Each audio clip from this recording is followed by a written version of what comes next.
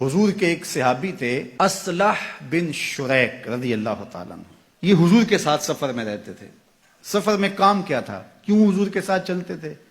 جب حضور کی سواری رکتی اور حضور علیہ السلام اور قافلے نے پڑاؤ کرنا ہوتا، یہ کجاوا اتار لیتے تاکہ سواری کو راحت ہو. پھر جب صبح یا کسی وقت دوبارہ چلنا ہوتا تو پھر دوبارہ کجاوا کس دیتے.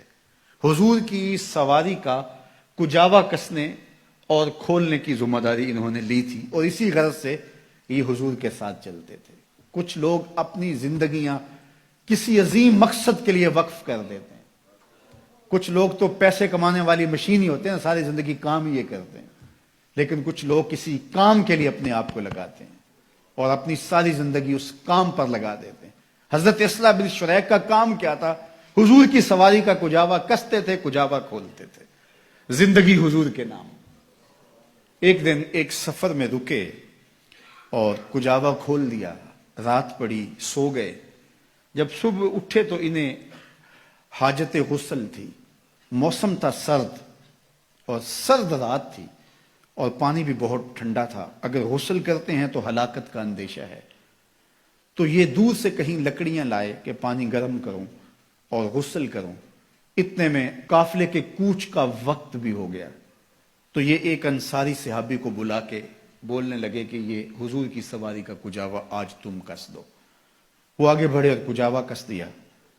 قافلہ کوچ کر گیا اور یہ غسل کر کے پانی گرم کرنے کے بعد تیار ہوئے، سواری پہ بیٹھے اور چلتے چلتے قافلے کے قریب پہنچے.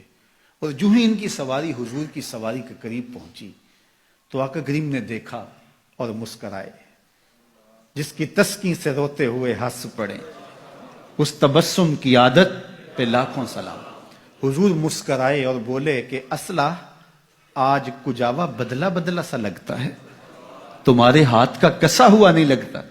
تو اصلح بن شریک نے عرض کی میرے ماں باپ آپ پہ قربان، حضور میں نے کسا بھی نہیں، یہ فلاں انصاری نے کسا ہے. تو فرمایا تم نے کیوں نہیں کسا؟